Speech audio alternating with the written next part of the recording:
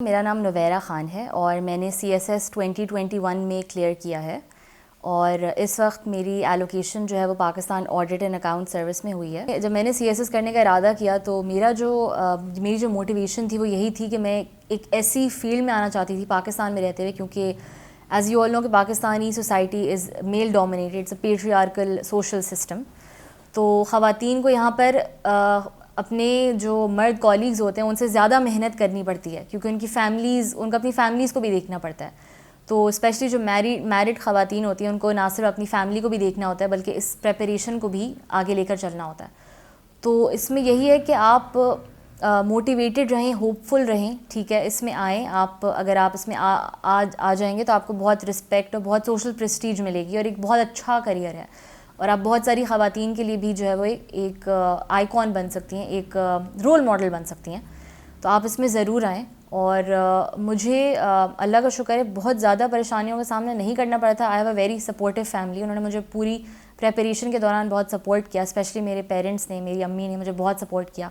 ज़्यादा कि मैं मॉक एग्ज़ाम्स देने जाती थी तो मेरी अम्मी मुझे चाय बना के दे रही होती थी कि नहीं तुम चाय पियो, फिर तुम देना, फिर तुम वापस आओ। फिर मैं उनको अपनी पूरी उस दिन की दास्तान सुनाती थी कि क्या मैंने किस तरह से दिया। तो मेरी फ़ैमिली बहुत सपोर्टिव थी अल्हम्दुलिल्लाह। और आई एम श्योर आप लोगों की फ़ैमिलीज़ भी बहुत सपोर्टिव होंगी, तभी आप लोग ये इस चीज़ को करना चाह रहे हैं।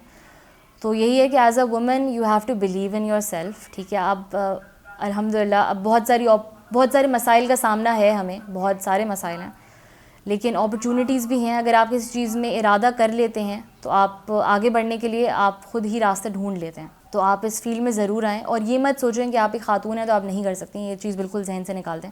अब ऐसा कुछ भी नहीं है, ठीक है। अब ख़वातीन जो हैं वो बहुत हर फील्ड में आगे आ रही हैं और हर चीज़ में वो बहुत बेहतरीन एक परफॉर्मेंस दे रही हैं और आपके पास बहुत सारे रोल मॉडल्स हैं। अगर आप इंस्टाग्राम और फेसबुक पर भी फ़ीमेल सिविल सर्वेंट्स को फॉलो करते हैं तो आपको बहुत सी रोल मॉडल्स, बहुत सी एग्जांपल्स मिल जाएंगी। तो आप उनको फॉलो करें।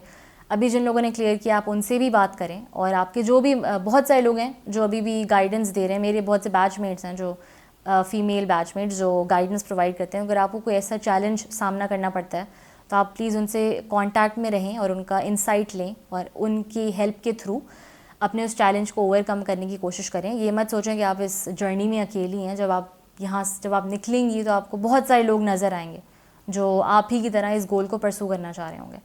तो अपने आप को बिल्कुल भी अपने अंदर कॉन्फिडेंस मत लूज़ करें और इस फील्ड में आगे आएँ और अपनी परफॉर्मेंस दें। उसके अलावा एक जो जनरल टिप्स होती हैं जो मैं देना चाहूँगी, जो नए एस्पायरेंट्स हैं जो अभी इसको स्टार्ट करेंगे, जैसे 2023 के लिए जो लोग अपीयर होना चाह रहे हैं, उनके लिए 4 से 5 मेरे पास टिप्स हैं जो मैं शेयर करना चाहूँगी। पहले ये कि आप अपनी रीडिंग स्किल्स को इम्प्रूव करें। आप हर तरह की चीज़ें पढ़ें, ठीक है। ज़रूरी नहीं कि आप डॉन से स्टार्ट करें। अगर आपने ज़िंदगी में कभी भी अखबार नहीं पढ़ा तो अगर आप अखबार लेके बैठेंगे तो शायद आपको कुछ समझ में ना आए, ठीक है। और डॉन का ये होता है कि वो थोड़ी सी टेक्निकल, थोड़ी सी डिफ़िकल्ट जार्गन यूज़ करते हैं जो कि अगर वो ना यूज़ करें तो ज़्यादा बेहतर हो, लेकिन उनका अपना एक राइटिंग स्टाइल है जिसको वो फॉलो करते हैं, उनका अपना एक प्रोटोकॉल है। तो अगर आप पहली दफ़ा अगर आपको रीडिंग का इतना शौक़ नहीं है और आप रीडिंग हैबिट्स डेवलप करना चाहते हैं तो ऐसी चीज़ें पढ़ें जिसमें आपका इंटरेस्ट हो। जैसे फॉर इंस्टेंस अगर आपको स्पोर्ट्स के बारे में पढ़ने का शौक़ है तो आपको स्पोर्ट्स मैगज़ीन पढ़ लें। अगर आपको फ़िक्शन पढ़ने का शौक़ है, जैसे मुझे थ्रिलर्स पढ़ने का बहुत शौक़ है, मिस्ट्री नॉवेल्स और थ्रिलर्स मैं बहुत पढ़ती हूँ शौक़ से। तो अगर आपको इस तरह का शौक़ है तो आप वो पढ़ें। उसके अलावा अब आप सीरीज़ भी देख सकते हैं। लोग ये कहते हैं कि आप जब इस प्रेपरेशन के फ़ेज़ के दौरान गुजरें तो आप अपने आप को बिल्कुल एक बॉक्स में बंद कर लें और ना आप हवा देखें ना आप पानी देखें। ऐसा नहीं होता। अब की दुनिया बहुत ज़्यादा कनेक्टेड है, तो वैसे भी इस जो CSS की जर्नी होती है बड़ी आइसोलेटेड होती है। आप अपनी जब मैं 2020 में दे रही थी, एक तो कोविड आ गया था, तो लॉकडाउन की वजह से सब वैसे ही घर में बैठे हुए थे और फिर बाहर सोशल इंटरेक्शंस बहुत मिनिमाइज़ हो गए थे। तो जिस चीज़ ने मुझे थोड़ा सपोर्ट किया था वो था मैं नेटफ्लिक्स पे शोज़ देखती थी और जो सिटकॉम्स होते थे वो मैं बहुत शौक़ से देखती थी। तो आप नेटफ्लिक्स के अलावा भी बहुत से चैनल्स होते हैं जहाँ पे आप देख सकते हैं, यूट्यूब पे भी देख सकते हैं।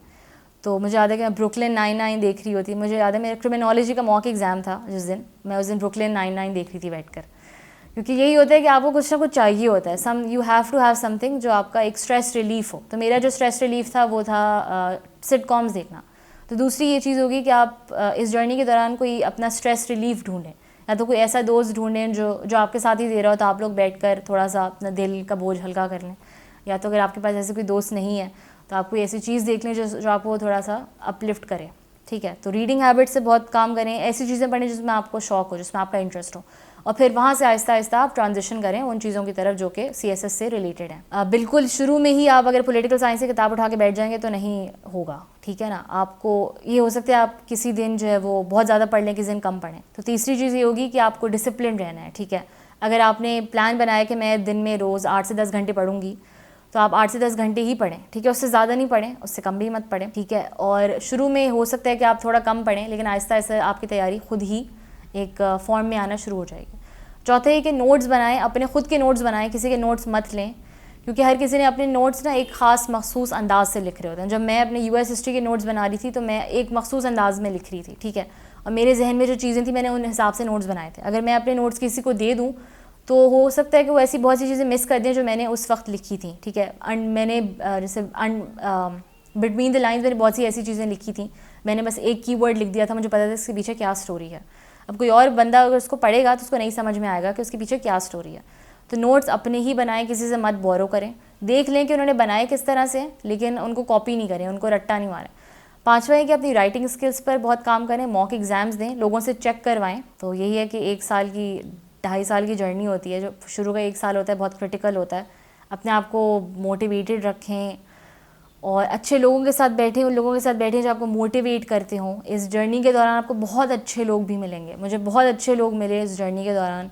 बहुत से ऐसे टीचर्स थे, बहुत से ऐसे स्टूडेंट्स थे जो मेरे साथ ही दे रहे थे एग्ज़ाम, और उन्होंने मुझे बहुत मोटिवेट किया और उन्होंने मुझे बहुत अच्छी एडवाइस, बहुत अच्छी फीडबैक दिया, जिसकी वजह से मेरी जो राइटिंग थी स्किल्स थी वो बहुत इंप्रूव हो गई। ऐसे लोग आपको मिलेंगे, बुरे लोग होंगे लेकिन उन पे ना फोकस करें, जो बहुत अच्छे लोग हैं उन पे फोकस करें और उन्हीं के साथ अपनी जो स्ट्रगल्स हैं उनको शेयर करें। और स्पेशली जब जो CSPs होते हैं, जो अभी 2-3 साल के जो CSPs हैं, हमारे जो बैच के लोग हैं, अगर आपको कोई भी प्रॉब्लम होती है तो आप हमें रीच आउट कर सकते हैं, and we are here for you.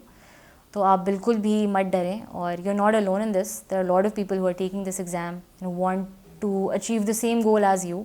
तो आप उनको रीच आउट करें और मोटिवेटेड रहें और होपफुल रहें। देखिए डिपेंड करता है, मैं ग्रुप स्टडी नहीं कर सकती, क्योंकि मेरा एक अपना एक प्रोसेस होता है जिसके थ्रू मैं चीज़ें पढ़ती हूँ। लेकिन अगर आप ग्रुप स्टडी में अच्छा परफॉर्म कर सकते हैं, अगर आपको कोई बंदा मोटिवेट कर रहा है और आपको जो है 2-3 लोगों के साथ बैठ के आपकी एनर्जी लेवल्स बहुत ज़्यादा अच्छे हो जाते हो, तो आप ज़रूर करें।